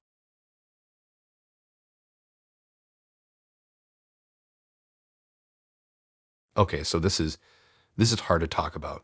I've literally never told anyone the full story, not you, my therapist, which is probably messed up. But here goes. It was the summer after my divorce. I was, to put it mildly, a mess. Vulnerable, lonely, craving connection. Basically a walking neon sign for predators. I knew I shouldn't have been online dating, but I felt so isolated. My friends were all coupled up, my family lived far away, and the silence in my apartment was deafening. So I downloaded Bumble. I swiped right on him because honestly, he looked normal. Maybe even a little boring, which at that point felt safe. His profile was full of hiking pictures, shots of him volunteering at an animal shelter, and generic, but inoffensive, statements about enjoying good food and travel. He was conventionally attractive, broad shoulders, a kind smile, blue eyes. He said he was an architect. Seemed legit. We matched and started chatting. He was attentive, asked thoughtful questions, and seemed genuinely interested in getting to know me. He even picked up on little things I said and brought them up later. It felt good. Too good, maybe. But I ignored the nagging voice in the back of my head. We went on our first date to a local brewery. He was charming, funny, and easy to talk to. We spent hours there laughing and sharing stories. He walked me back to my apartment, gave me a sweet, chaste kiss at the door, and said he'd call. He did. The next few weeks were a blur of dates. Hiking, concerts, dinners. He seemed to want to spend every waking moment with me. He showered me with compliments, told me I was beautiful, smart, and unlike anyone he'd ever met. He was intense, but I chalked it up to him being genuinely into me. After being married to someone who was emotionally distant for so long, the attention felt intoxicating. Then things started to get weird. He started showing up at my apartment unannounced. At first, it was just to drop off flowers or a coffee. Sweet, right? But then it became more frequent, more intrusive. He'd show up late at night, saying he just wanted to make sure I was okay. I told him I appreciated the gesture, but that I needed my space. He'd apologize profusely, promise it wouldn't happen again, and then do it again a few days later. He also started getting jealous, not outwardly angry, but subtly possessive. If I mentioned a male coworker, he'd grill me about him. If I went out with my girlfriends, he'd text me constantly, wanting to know where I was and who I was with. He framed it as concern, but I could feel the underlying insecurity and resentment. One evening, I was at a dinner with my friends from college. I hadn't seen them in months, and I was really looking forward to catching up. He knew about the dinner and had seemed fine with it, but halfway through the meal, I started getting a barrage of texts from him. Thinking of you. What are you doing? Missing you already. Which I was there. I tried to ignore them, but they kept coming. Finally, I excused myself and stepped outside to call him. He answered on the first ring. Hey, I said, trying to keep my voice light. Everything okay? Yeah, fine, he said, his voice flat. Just wondering when you'll be home. I don't know, I said. Probably in a few hours. I'm having a good time with my friends. There was a pause. You seem happy, he said, his voice laced with accusation. Of course I'm happy, I said, my patience wearing thin. I'm with my friends. Right, he said, your friends. The ones who are probably telling you I'm not good enough for you. That's ridiculous, I said. No one's saying that. They're thinking it, he insisted. I can tell. I sighed. Look, I have to go, I said. I'll talk to you later. Wait, he said. Can you at least tell me what you're wearing? I froze. What? Just tell me, he said, his voice softening. I want to picture you. I hesitated. It felt wrong, but I didn't want to start a fight. Just jeans and a t-shirt, I said. What color t-shirt? Black, I said, my voice barely above a whisper. Okay, he said. Okay, good. Just wanted to know. He hung up. I stood there for a moment, feeling sick to my stomach. Something was seriously off. I went back inside, made my excuses, and left. When I got home, he was waiting for me outside my apartment building. He was leaning against my car, his arms crossed, his face unreadable. What are you doing here? I asked, my voice trembling.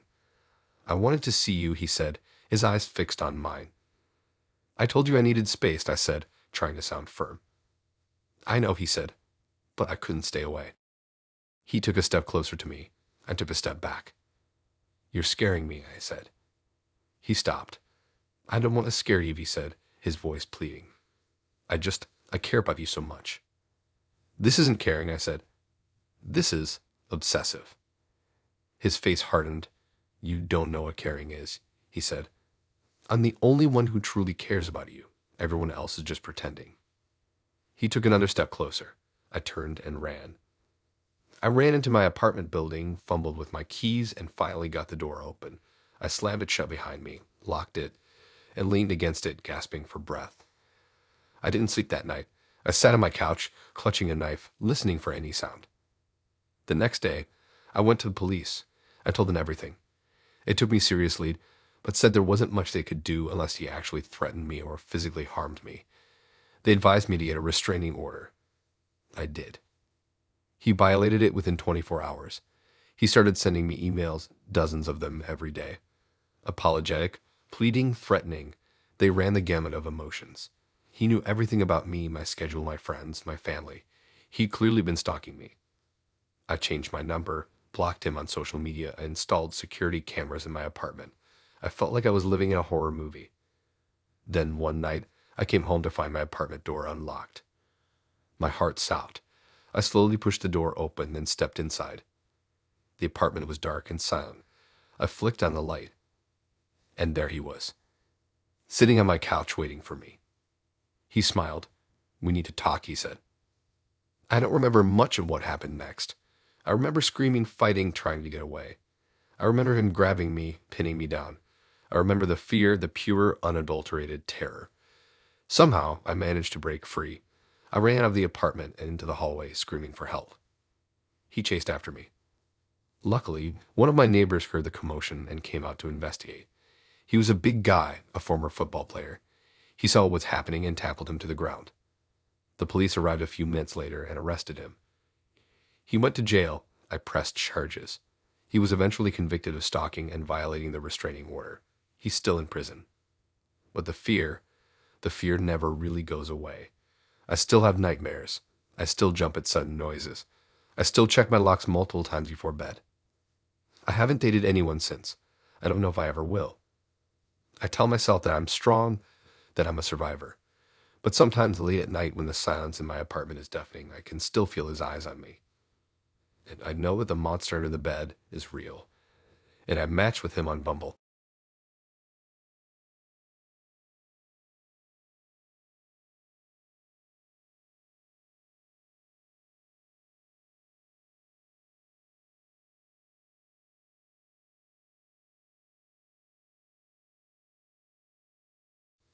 It started like any other bad date. I met him on Bumble. Liam seemed normal enough, maybe a little intense in his messages, but I figured that was just pre-date jitters. We met for coffee near my apartment. He was taller than I expected, kind of lanky, with these really piercing blue eyes. The kind that make you feel like you're being dissected. The coffee itself was awkward. He kept staring at me, not in a flirty way, but like he was trying to figure something out. He asked a lot of personal questions. My family, my job, where I lived, my past relationships. I brushed it off, trying to be polite, but it felt like an interrogation.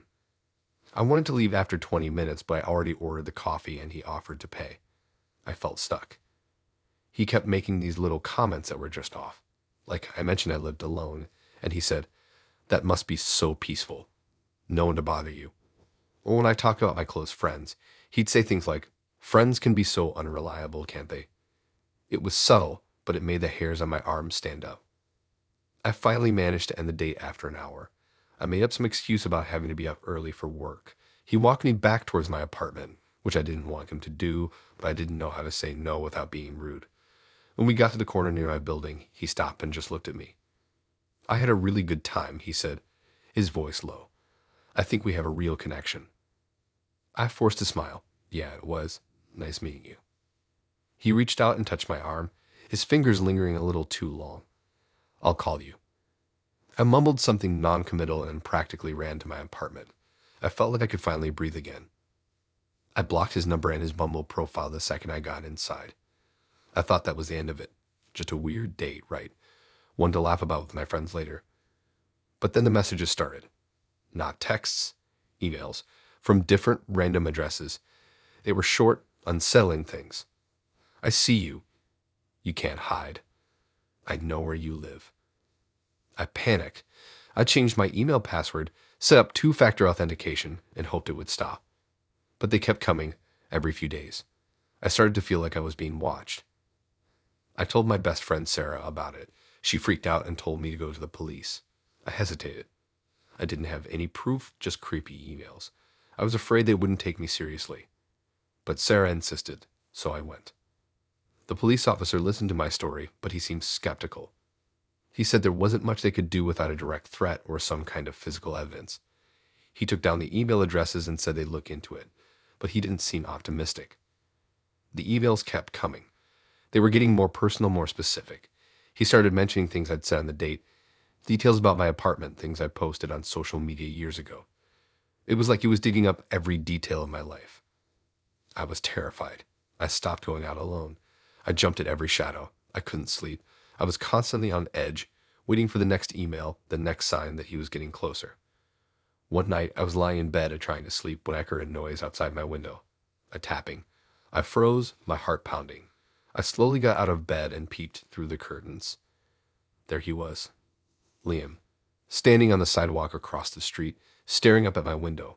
He was holding something in his hand. I couldn't make out what it was at first. Then he raised his hand, and I saw it, a picture of me, a picture he'd taken from my Bumble profile. He was holding it up like he was showing it to me, and he was smiling. I screamed and ran to the living room, dialing 911. I told them he was outside my apartment, that he was stalking me. They said they'd send someone right away. I waited, huddled on the floor, listening for any sign that he was trying to get in.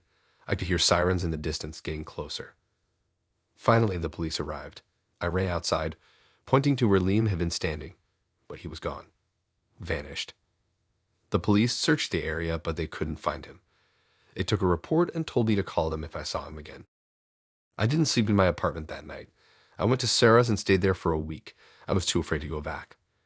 When I finally did go back, I changed everything. I got new locks, installed security cameras, and started carrying pepper spray. I felt like I was living in a prison. The emails stopped for a while after that. I started to feel like maybe it was over.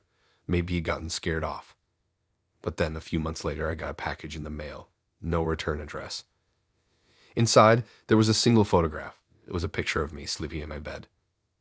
I don't know how he got it. I don't know how he got into my apartment. I don't know how he managed to take that picture without me waking up. I went to the police again, but they said there was still nothing they could do. Without proof that he physically harmed me, they couldn't arrest him. I felt helpless, trapped, like I was living in a nightmare that I couldn't escape. I moved. I moved to a different state, changed my name, and cut off contact with everyone I knew. I wanted to disappear. I wanted to erase myself from his memory. It's been years since then. I still look over my shoulder. I still have nightmares. I still feel like he's out there, watching me, waiting for me to let my guard down. I don't think I'll ever feel safe again. I don't think I'll ever trust anyone again. Dating apps? Forget about it. This is why I can barely talk about it. Because it's not just a bad date. It's not just a creepy encounter. It's a piece of me that he stole. A piece that I can never get back. And I don't know if there's anything I can do to truly fix it.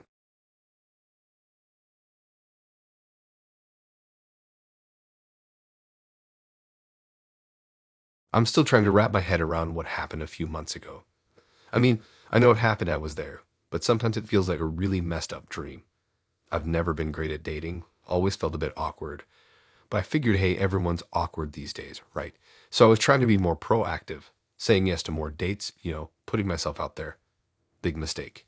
Huge. I met him, let's call him Sami, through a mutual friend, Kat. She swore up and down that we hit it off. She described him as quirky and a little intense, but in a good way. I should have run right then. Kat's definition of good and mine apparently don't align. He was tall, kind of lanky, with this intense stare that made you feel like he was analyzing your soul. But I'm trying to be open-minded, so I agreed to a date. We went to this little Italian place downtown. The conversation started okay, small talk about work and hobbies. He was a software developer, seemed smart enough, but there was this undercurrent. He kept steering the conversation towards darker topics. Talk about true crime cases. He asked me what my biggest fears were, and then spent way too long discussing why those fears were totally justified. He mentioned that if something were to happen to me, nobody would know where I was. I tried to lighten the mood, crack a joke, but he just stared at me with this unsettling seriousness. He didn't smile or laugh, and not even a little chuckle. Just kept staring. It was unnerving, to say the least. I started to feel really uncomfortable. I had that feeling that I was getting stared at. The date went downhill fast. He started asking increasingly personal questions. Details about my family, my address, which I obviously didn't give, my daily routine. It felt less like getting to know someone and more like an interrogation. He insisted on walking me back to my car, even though I said I was fine. On the walk, he kept bringing up the true crime thing, like trying to tell me things might happen. He then said I should be careful. When we got in my car, he stood there for a moment just looking at me, not saying anything. It was that creepy, intense stare again, the one that made my skin crawl. Then he said, "I had a really nice time. I'll see you around." It sounded like a threat. I got in my car, locked the doors, and drove away as fast as I could. I was shaking. I called Kat and told her everything. She was horrified, apologized profusely, and promised to never set me up with anyone again without a thorough background check. I thought that was the end of it. I blocked Sammy's number, unfriended him on social media, tried to forget the whole thing. But then things started to get really weird. A few days later, I started noticing things. Little things at first. I could brush them off as coincidence, but they added up to something much more sinister. I kept getting the feeling that I was being watched. I would leave my apartment and see a car that looked like Sammy's parked down the street. Or I'd be walking home from work and catch a glimpse of someone who looked like him in the crowd. I would try to double back to look for him, but he would be gone. I started getting weird messages on social media from anonymous accounts. Nothing explicit, just vague, unsettling comments like, "I see you," or "You can't hide." My phone started acting strange. The battery would drain super fast, even when I wasn't using it.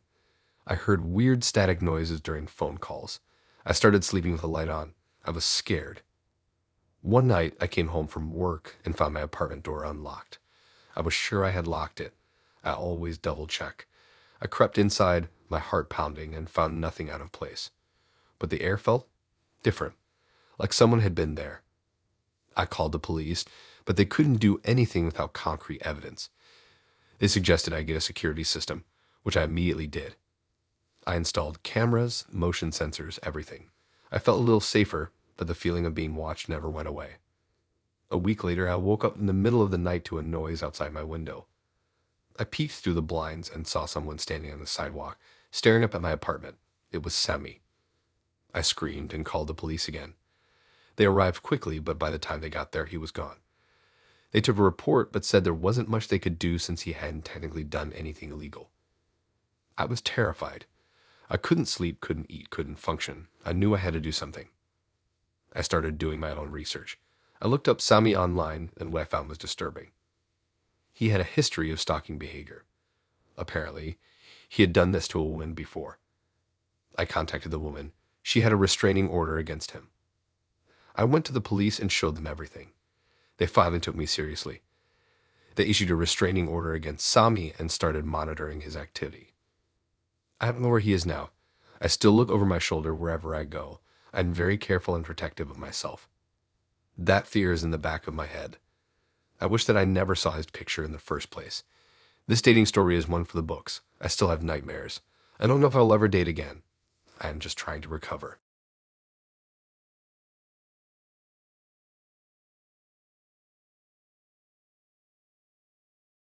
The dating app was called Ember, which, in hindsight, was a pretty apt name. My hopes for that night burned out like a dying ember in the cold reality of what actually happened. I was in my early 20s, living in a new city, and feeling that familiar pang of loneliness. Ember promised connections, shared interests, and maybe even a spark. I matched with Jacob. He seemed normal. His profile was full of hiking pictures, shots of him playing guitar, and a bio that mentioned his love for indie films. We chatted for a week or so, and he seemed genuinely nice, intelligent, and funny. We made plans to meet for dinner at a small Italian place downtown. I even felt a little flutter of excitement. The restaurant was dimly lit and cozy with the aroma of garlic and basil hanging in the air. Jacob was already there when I arrived, sitting at a table by the window. He looked different than his pictures. Thinner, maybe, and his eyes had a strange intensity that I hadn't noticed online. Still, I smiled and introduced myself. He stood up, gave me a quick hug, and we settled into our seats. The first hour was okay. We talked about our jobs, our hobbies, and our favorite movies. He was a bit intense, staring a little too much, but I chalked it up to nerves. I was trying to give him the benefit of the doubt. But then the conversation started to veer off course. He began asking me very personal questions about my family, my past relationships, my deepest fears. It felt like an interrogation rather than a date. I tried to steer the conversation back to lighter topics, but he kept pushing, his voice growing softer, almost hypnotic. He asked about my childhood, what my parents did for a living, where I grew up, everything. He knew details that I knew I had never shared with him. At one point, he mentioned my old high school, and specifically my favorite English teacher. I didn't mention that teacher to anyone on the app. He started talking about coincidences, about how fate had brought us together. He said things like, "We were always meant to meet, and I feel like I've known you my whole life."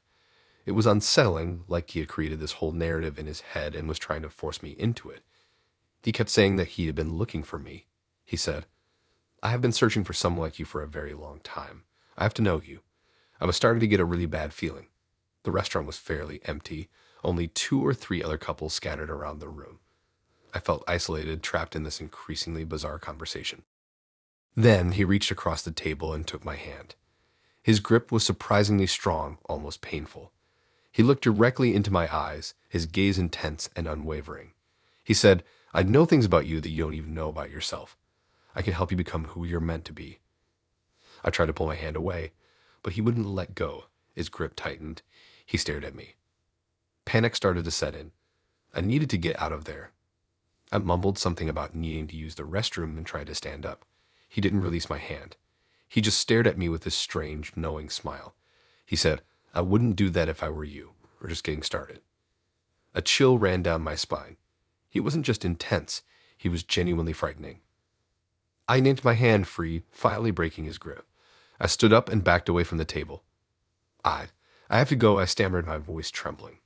He stood up too, his eyes never leaving mine. He didn't say anything, but his expression was enough. It was a mixture of anger and disappointment, as if I had ruined something important. As I backed up, he pulled a knife from his pocket. He didn't say a word. I turned and ran. I didn't stop running until I was out of the restaurant and onto the busy street. I didn't look back. I ran until I was gasping for breath, my heart pounding in my chest. I felt like I was being chased, even though I couldn't see him. I flagged down a taxi and told the driver to take me home. I locked myself inside my apartment and didn't come out for 2 days. I called the police and reported the incident. They took a statement, but without a last name or address, they couldn't do much. I deleted Ember and every other dating app on my phone. I changed my phone number and increased security on my social media accounts. That night will stay with me forever. It wasn't just a bad date. It was a brush with something truly dark and terrifying. It shattered my sense of safety and made me question everything I thought I knew about people. I still have trouble trusting strangers, and I'm always on edge when I meet someone new. The image of Jacob's intense eyes and that knowing smile is burned into my memory. Sometimes when I'm alone at night, I still feel like I'm being watched. The events of that night are a constant reminder of the darkness that can lurk beneath the surface of seemingly normal people, and it made me realize the internet is never a safe place for meeting people. I often wonder what would have happened if I hadn't run. Would he have hurt me? Would I have become another victim in his twisted game? I'll never know for sure, and that uncertainty is perhaps the most terrifying part of all.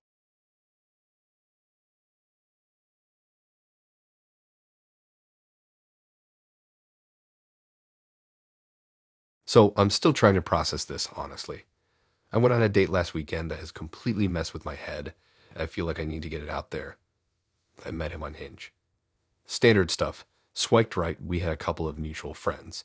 His profile was normal, maybe a little boring, but I figured I'd give him a shot.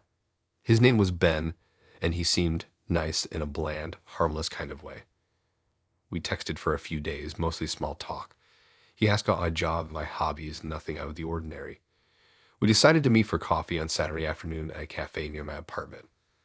I thought it would be a low-pressure way to see if we clicked. I wasn't expecting sparks, but I figured it would be a pleasant afternoon. I should have trusted my gut from the moment I saw him. He looked different than his pictures. He was taller and thinner, almost gaunt. His eyes were intense, like he was trying to see right through me. But I brushed it off, told myself I was being too judgmental. The coffee shop was crowded and noisy, but we managed to find a small table in the corner. We ordered our drinks, and the conversation started off okay. He asked me about my job, and I told him I worked as a graphic designer. He nodded politely, but he didn't seem particularly interested. Then he started asking me really personal questions, way too soon for a first date. He wanted to know about my family, my past relationships, my deepest fears. I tried to deflect, keep things light, but he kept pressing. It felt like an interrogation, not a date. He asked about my parents. I said they were both dead, and he asked, so no one would notice if you went missing. I laughed and said that I had friends who would notice. He then went on to ask me about my previous boyfriend who died in a car accident and asked, "How much did you love him?" Enough to die. Then he started talking about himself, but not in a normal way. He talked about how he felt disconnected from the world, how he didn't understand why people did the things they did. He said he felt like he was living in a simulation and everyone else was just an NPC. The whole time, he was staring at me with this unnerving intensity, like he was trying to figure out something about me. It was making me incredibly uncomfortable. I started looking for an excuse to leave. I said I had to go to the bathroom and quickly texted my friend a code word, telling her to call me with an emergency so I had an excuse to leave. But before I could even get up, he reached across the table and grabbed my hand. His grip was surprisingly strong, and his hand was cold and clammy. "Don't go," he said, his voice low and almost pleading. "I'm not done talking to you." I tried to pull my hand away, but he wouldn't let go. "Ben, you're making me uncomfortable," I said, trying to keep my voice steady. "I need to leave." He didn't say anything, just kept staring at me, his grip tightening on my hand. I could feel my anxiety rising, my heart pounding in my chest. I was trapped. Then my phone rang. It was my friend. I quickly answered it, trying to act normal. "Hey, what's up?" I said, my voice shaking slightly. "Oh my God," my friend said, her voice panicked. "There's a fire at your apartment building. You need to come home right now." "What?" I said, feigning shock. "Oh my God, on my way." I hung up the phone and looked at Ben. "I have to go," I said, pulling my hand away. "There's a fire at my apartment building." He didn't believe me, I could tell, but he finally let go of my hand. "Be careful," he said, his voice flat. I didn't say anything, just turned and walked away as quickly as I could. I didn't stop until I was out of the coffee shop and halfway down the block. I felt like I was being chased. I called my friend back and thanked her profusely. She said she could tell something was wrong and that she was worried about me. I told her everything that had happened, and she was just as freaked out as I was. I went back to my apartment, but I couldn't shake the feeling that I was being watched. I kept looking out the window, expecting to see Ben standing on the street, staring up at me. I didn't sleep that night. I kept replaying the date in my head, trying to figure out what had just happened. Was I overreacting? Was he just socially awkward? Or was there something truly wrong with him? The next day, I did some research on him. I found his Facebook page, his LinkedIn profile, nothing too concerning. But then, I found a forum where people were sharing their dating horror stories. And there it was, a post about a guy named Ben who had asked a woman similar questions on a first date. The post described his unsettling demeanor, his intense stare, his inappropriate questions. People in the comments were saying that he sounded like a psychopath, a predator. Some even suggested that he might be involved in something more sinister. I don't know if any of that is true, but it was enough to scare me even more. I blocked him on all social media, deleted his number, and reported him to Hinge. I'm still shaken up by the whole experience. I keep wondering what would have happened if my friend hadn't called, if I hadn't found that forum post. I don't think I'll be going on any dates for a long time. It's terrifying to think that something like that is out there pretending to be normal, trying to lure unsuspecting women into their web. I'm just grateful that I got out before it was too late. Dating apps are dangerous, and they need to figure out a better way to keep people safe. I'm going to stick to meeting people in real life from now on. At least then you can get a better sense of who they are before you agree to go on a date with them.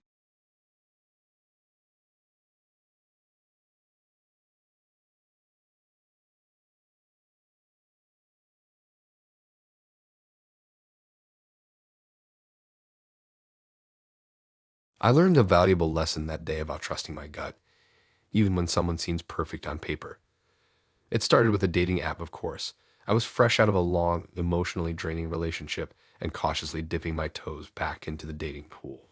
I wasn't looking for anything serious, just someone to grab coffee with, maybe see a movie. Just simple, casual connections.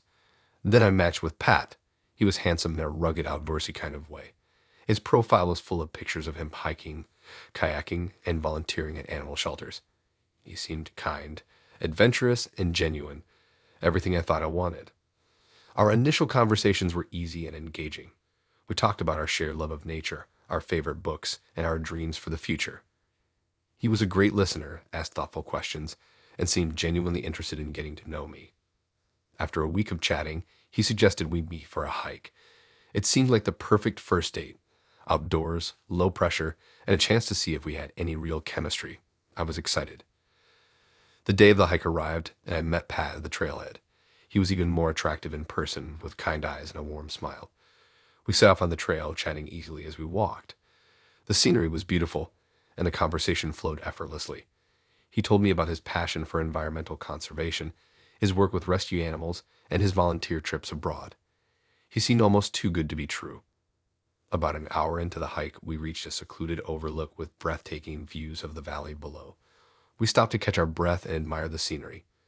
That's when things started to shift. He started talking about his ex-girlfriend. At first, it seemed normal, a little bit of backstory. But then he went on and on, detailing every perceived flaw, every mistake she had ever made. He spoke with a bitterness and resentment that felt unsettling. I tried to steer the conversation in a different direction, but he kept bringing it back to her. He described how she had hurt him, how she had betrayed him, how she was a manipulative liar. His voice grew angrier, his tone harsher. I started to feel uncomfortable. This wasn't just a casual venting session. It felt like something deeper, something darker. As he continued to rant, I noticed a change in his demeanor. His eyes seemed to harden, his jaw clenched tight. He started pacing back and forth, his movements jerky and agitated. I took a step back, my heart pounding in my chest. I realized I was alone with this man in a remote location, and he was exhibiting some seriously concerning behavior. I tried to calm him down, suggesting we head back down the trail, but he ignored me, continuing his tirade against his ex-girlfriend. Then he turned his attention to me. He started questioning my motives, accusing me of being just like her. He said I was probably just pretending to be interested in him, that I was probably just looking for someone to use and discard. I was stunned. This wasn't the kind, gentle man I had been chatting with online. This was someone else entirely, someone angry, paranoid, and unpredictable. I tried to reason with him, to assure him that I wasn't like his ex-girlfriend, but he wouldn't listen. He was convinced that I was out to hurt him, that I was part of some grand conspiracy to make his life miserable. He started yelling, his voice echoing through the trees. I was terrified. I knew I had to get away from him. I slowly backed away, telling him I needed to leave. But he blocked my path, his eyes blazing with anger. He grabbed my arm, his grip tight and painful. "You're not going anywhere," he said, his voice low and menacing. "I'm not finished with you yet." I panicked. I struggled to break free from his grip, but he was too strong. I screamed, hoping someone would hear me, but we were too far from the trailhead. No one was around. As I fought to escape, he pushed me against a tree, pinning me against the rough bark. He leaned in close, his face inches from mine, and whispered, "I know what you're really like." I was frozen with fear, convinced that he was going to hurt me. But then something shifted in his eyes. He seemed to snap out of his rage, as if he had suddenly realized what he was doing. He released my arm, his face filled with confusion and regret. I'm sorry," he stammered. "I didn't mean to. I don't know what came over me." I didn't wait to hear any more. I turned and ran as fast as I could down the trail. I didn't stop running until I reached the parking lot, where I collapsed, gasping for breath, tears streaming down my face. I drove straight to the police station and filed a report. They took my statement and promised to investigate, but I never heard back from them. I went home, locked my doors, and didn't leave my house for days. I was shaken to my core. It took me a long time to recover from that experience. I learned a valuable lesson that day about trusting my gut, even when someone seems perfect on paper. Red flags are red flags for a reason, and it's important to listen to that inner voice that tells you something isn't right. I was so blinded by his perceived charm and kindness that I ignored the warning signs. I ignored my gut feeling that something was off. I'll never make that mistake again. Dating is a dangerous game to play, and always be on guard and protect yourself. I still struggle with dating apps and even dating. This is because of the trauma that has left me.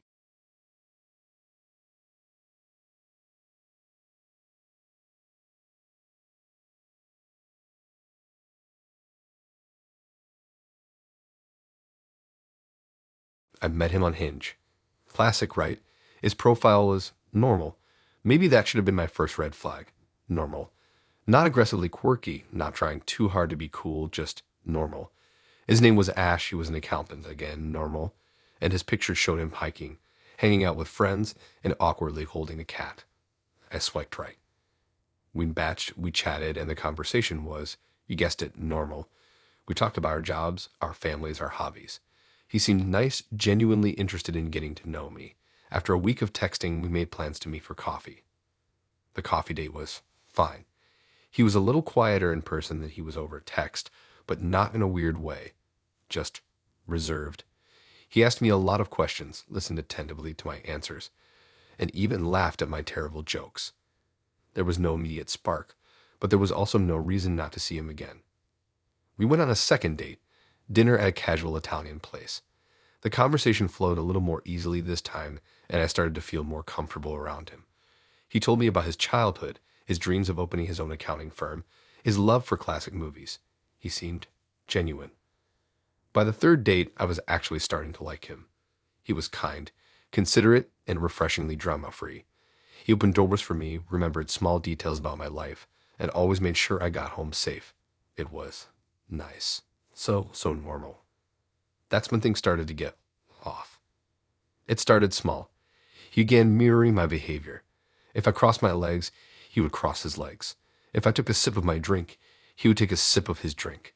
At first, I barely noticed it, chalking it up to coincidence or maybe even unconscious attraction. Then he started using my phrases, little sayings that were unique to me that I hadn't heard anyone else use. He would weave them into conversation so seamlessly that it took me a while to realize what was happening. It was like he was trying to become me word by word. He also started showing up in places he shouldn't have been. I'd bump into him at my gym, even though he lived on the other side of town. He'd be at the same grocery store as me, browsing the same aisles. He'd even show up at my favorite coffee shop, ordering the exact same drink as me. When I asked him about it, he always had a perfectly logical explanation. He was trying a new gym. He needed to pick up a few things. He heard great things about that coffee shop. But the explanations felt hollow, rehearsed. One evening, I was talking to my friend Jay about all this. I tried to explain the subtle creepiness of Ash's behavior, but it was hard to articulate. It wasn't like he was doing anything overtly threatening or violent. It was just off. Jay, being the practical one, suggested I do some digging. Google him, she said. See what you can find. I hesitated. I didn't want to be that person, the one who stalks their date online. But the unsettling feeling in my gut was growing stronger, and I knew I needed to know more. That night, after Ash dropped me off from our fourth date, I sat down at my computer and typed his name into Google. The first few results were exactly what I expected. Links to his LinkedIn profile, his company website, a few old high school sports articles. But then I stumbled upon something else. A news article, a small local news article from several years ago. The headline read, "Local man arrested for stalking ex-girlfriend." My blood ran cold. I clicked on the article and my heart stopped. The picture accompanying the article was unmistakably Ash, or at least a younger version of Ash. The article detailed how Ash had been arrested for stalking his ex-girlfriend, Jay, ironically my best friend's name. He had followed her, harassed her, and even broken into her apartment. The charges were eventually dropped due to insufficient evidence, but the article made it clear that he had been a serious threat to her safety. I felt sick, nauseous. I couldn't breathe. Everything clicked into place. The mirroring, the showing up in unexpected places, the using my phrases, it was all part of a pattern of obsession. I immediately blocked Ash's number, deleted him from my social media, and called Jay. I told her everything, showed her the article. She was horrified. We spent the rest of the night reinforcing my locks, setting up security cameras, and planning our next moves. I didn't sleep a wink. The next day, I went to the police. I showed them the article, explained Ash's recent behavior. It took my concerns seriously, but said there wasn't much they could do without concrete evidence of a crime. I felt helpless, vulnerable. I knew Ash was out there watching me, studying me, planning his next move. For weeks, I lived in a state of constant fear. I jumped at every shadow, double-checked every lock, and avoided going out alone. I changed my routines, varied my routes, and tried to make myself as unpredictable as possible. Then one morning, I woke up to a message on my answering machine. A message from Ash. His voice was calm, almost soothing. "I know you're scared," he said. "But there's no reason to be. I just want to be close to you. I just want to understand you. Is that so wrong?" He continued, his voice growing more intense. "You're perfect. You're everything I ever wanted. And I'm not going to let anyone take you away from me." I slammed the phone down, shaking uncontrollably. He knew where I lived. He knew my phone number. He was watching me. I called the police again, played them the message. This time they took it more seriously. They issued a restraining order against Ash and began patrolling my neighborhood more frequently. I haven't seen Ash since then, but I still think about him. I still have nightmares. I still jump at shadows. I learned a valuable lesson from this experience. Trust your gut. If something feels off, it probably is. And never, ever underestimate the power of a seemingly normal person to do something truly terrifying. Now I pay for dating apps and background check everyone now. It's scary how easily you can put your life in danger.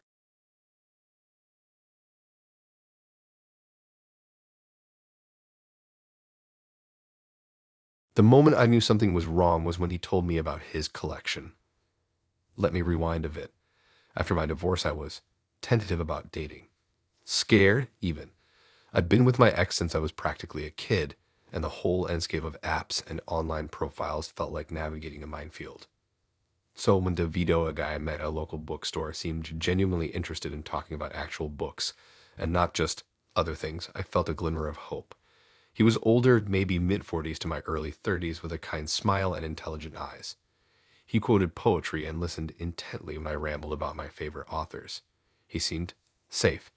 We went on a few dates, dinners, walks in the park, even a museum visit. He was a perfect gentleman, always respectful, never pushy. He listened when I talked about the divorce, the struggles of rebuilding my life. He offered advice, but never judgment. I started to let my guard down. Maybe, just maybe, I could do this again. Then came the invitation to his house.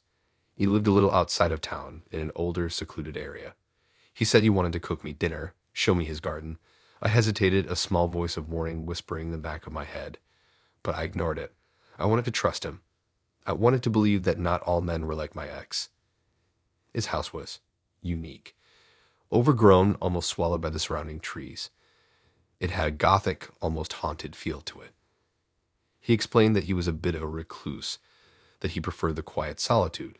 I should have turned around then. The dinner was lovely. He was a surprisingly good cook, and we talked and laughed over a bottle of wine. But as the evening wore on, he became more intense. His eyes seemed to darken, his smile less genuine. He started steering the conversation toward more personal territory, asking about my fears, my insecurities. I brushed it off, trying to keep things light. Then he said, "I have something I want to show you," he said, his voice low and husky. "It's my collection." He led me down a narrow, dimly lit hallway to a heavy wooden door. He produced a key from his pocket and unlocked it, the metal scraping loudly in the silence. He pushed the door open, revealing a dark, musty room. He flicked on a light switch, and the room was flooded with a harsh yellow light. That's when I knew. The room was filled with mannequins, not the sleek, modern kind you see in department stores.